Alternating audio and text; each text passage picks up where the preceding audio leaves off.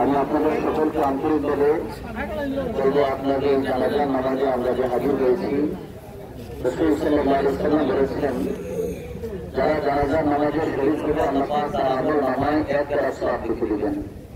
সাহাবায়ে কেরাম বললেন, 1 কেরাতের পরিমাণ কতটুকু? রাসূল সাল্লাল্লাহু আলাইহি ওয়াসাল্লাম বললেন, উহুদ পাহাড়টা যদি স্মরণ হয়ে যায়, এটা আল্লাহর রাস্তায় দান করলে যে পরিমাণ সওয়াব হবে, যে ব্যক্তি জানাজার নামাজে শরীক হবে আল্লাহ পাক তার আমল নামায় সেই পরিমাণ সওয়াব লিখে দিবেন। আর যে ব্যক্তি দাফনে শরীক হবে তার আমল নামায় আরো 1 কেরাত সওয়াব লিখে দিবেন। এই বিশেষ করে আজকে যিনি আমাদের কাছ থেকে চিরজীবনের জন্য বিদায় হয়ে যাচ্ছেন, ওনার পরিচয় আমরা এতক্ষণ যাবৎ শুনেছি। বিকাশ সরকার তার আব্বা এবং মামুন সরকার তার আব্বা যান আজকে আমাদের কাছ থেকে বিদায় হয়ে গেছেন। আজকে চলে যাচ্ছেন চিরজীবনের জন্য। তার ব্যাপারে আমরা এতক্ষণ যাবৎ কথা শুনেছি। বিশেষ করে আপনার সকলে অবগত আছেন, সে দীর্ঘদিন যাবৎ আমার মুসলিম হিসাবে আমার সঙ্গে বেশি সম্পর্ক, ভালো সম্পর্ক ছিল। বৃষ্টির মধ্যেও এই ছাতা নিয়েও জুমার নামাজ পড়ার জন্য আমার কাছে চলে যেতেন এবং আমার সাথে অত্যন্ত আন্তরিকতার সঙ্গে চলাফেরা করেছেন। আজকে উনি কবরবাসী হয়ে গেছেন, আল্লাহ যেন তাকে মাফ করে দেন, আমরা সকলে আল্লাহুম্মা আমিন। এবং বিশেষ করে আমরা যদি তাকে ক্ষমা করে দিই, এই কথাটা আমি প্রত্যেকটা জানাজায় বলি। আমি আমার কোনো জানাজা নাই এই কথাটা বলি না। বিশেষ করে উনি যেহেতু ব্যবসা বাণিজ্য পাসপোর্টের সাথে জড়িত ছিলেন, এই সময়ে চলাফেরা করেছেন, মানুষের সাথে কথাবার্তা বলেছেন, এই জন্য যত মানুষ বেশি মানুষের সাথে কথা বলে, তার কথাবার্তায়, চাল চলনে, লেনদেনে মানুষের মনে ভালো মন্দ দুইটাই থাকতে পারে, কি বলেন ঠিক না? দুটো জিনিস থাকতে পারে, কিন্তু এই দুইটার মধ্যে যদি চলাফেরায় উঠে বসায় কারোর সঙ্গে কোনো সময় কোনো কথার দ্বারা অথবা ব্যবহারের দ্বারা, আচরণের দ্বারা কষ্ট হয়, আল্লাহর দিকে তাকাইয়া, আল হুব্বু ফিল্লাহ, আল্লাহর জন্য কাউকে ভালোবাসা, আল্লাহর দিকে তাকিয়ে আমি যদি ক্ষমা করে দিই, হতে পারে এই জন্য আল্লাহ আমাকে ক্ষমা করে দিতে পারেন।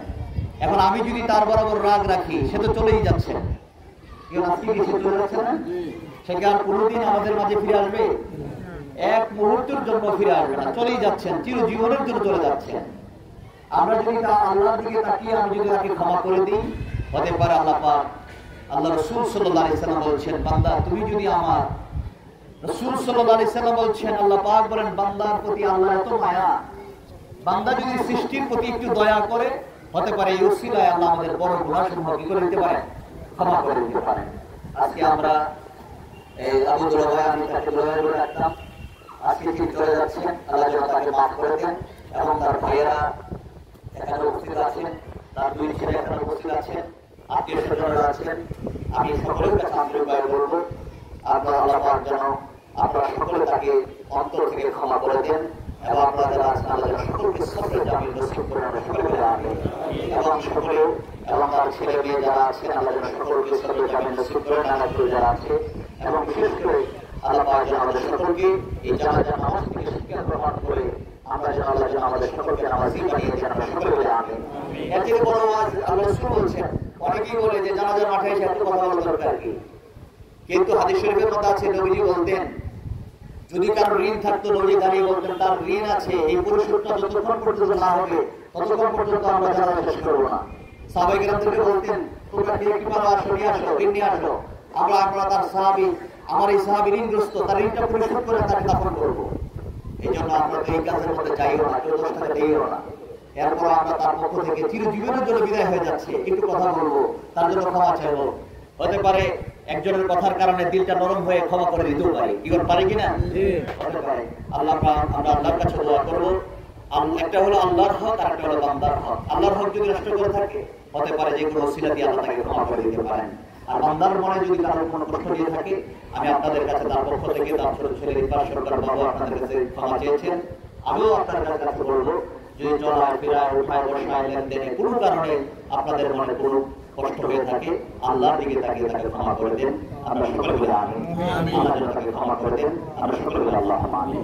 এখন জানাজার নামাজ শুরু হচ্ছে, সকলে কাতার সোজা করে ظلمنا أنفسنا وإن لم تغفر لنا وترحمنا لنكونن من الخاسرين আয় আল্লাহ তোমার এক বান্দার জীবনের শেষ নামাজ জানাজার নামাজ পড়ে হাত উঠাইছি আল্লাহ আল্লাহ কিছু করার মতো তাকে কবরে দাফন করা হবে মনকার নকির সওয়াল জবাব হবে আল্লাহ আয় আল্লাহ তার মনকার নকির সওয়াল জবাব আপনি আসান করে দিবেন আল্লাহ তার জীবনের সমস্ত গুণ আপনি মাফ করে দিন আয় আল্লাহ জীবনে চলতে ফিরতে উঠতে বসতে আয় আল্লাহ সংসার চালাইতে গিয়ে সমাজের মধ্যে খেদমত করতে গিয়ে কাজ করতে গিয়ে যত ভুল ত্রুটি করছে তার পক্ষ থেকে ক্ষমা চাই মাসে আল্লাহ আপনার গফুরুর রহিম নামের রসিলায় আপনি তাকে মাফ করে দেন আয় আল্লাহ আপনি তাকে মাফ করে দেন আল্লাহ কবর রাখা মাত্র মনকার নকির সওয়াল জবাব আপনি আসান করে দিন আল্লাহ তার কবরের জান্নাতের বাগান বানাই দিন আল্লাহ তার কবরের জান্নাতের বাগান বানাই দিন আল্লাহ তার ছেলে মেয়ে পরিবার পরিজন যারা আছে আল্লাহ প্রত্যেকের নেই খারাপ খরচ করে দেন আল্লাহ প্রত্যেকের সুস্থতা নিয়ামত দান করে দিন আল্লাহ প্রত্যেকে নামাজি বানায় দিন আল্লাহ প্রত্যেকে ধৈর্যশীল বানায় দিন আল্লাহ আল্লাহ তার ভাইয়েরা আপন যারা আছে আল্লাহ বংশধররা যারা আছে আল্লাহ পাড়া প্রতিবেশী আল্লাহ দূর দূরান্ত থেকে আত্মীয় স্বজনরা যারা হাজির হয়ে গেছে আল্লাহ আল্লাহ প্রত্যেকে আপনি কবুল করে নেন আল্লাহ আমরা যারা হাজির হয়ে গেছি আমাদের আপন নাম যারা কবরে অনেকের আব্বা নাই অনেকের আম্মা জমিনে নাই আল্লাহ আল্লাহ দাদা দাদি নানা নানি আপন নাম যারা কবরে শুয়ে গেছে আল্লাহ আল্লাহ প্রত্যেকের কবর আযাব মাফ করে দেন আল্লাহ প্রত্যেকের কবর আযাব আপনি মাফ করে দেন আল্লাহ চলে যাচ্ছে আমাকে অনেক আগুন না করছেন আল্লাহ আল্লাহ ওনার কবরটাকে জান্নাতের বাগান বানাই দিন আল্লাহ আয় আল্লাহ খাস করে মাহবুব আয় আল্লাহ রিভার সরকার আবার নামান আল্লাহদেরকে আপনি কবুল করে নেন আল্লাহ বোনেরা যারা আছে আল্লাহ সকলকে কবুল করে নেন আল্লাহ ওনার ভাইয়া যারা আছে আল্লাহ আল্লাহ সকলকে আপনি কবুল করে নেন আল্লাহ প্রত্যেককে সবরে জামিন নসিব করবেন আল্লাহ আল্লাহ যখন আমাদের মৃত্যু আসবে ইমানের মৃত্যু নসিব করে দিয়েন এই ইমান মুনাফিক বানাই আমাদের কাউকে মরণের ডাক দিন না আল্লাহ ربنا تقبل منا بحق لا إله إلا الله محمد رسول الله السلام عليكم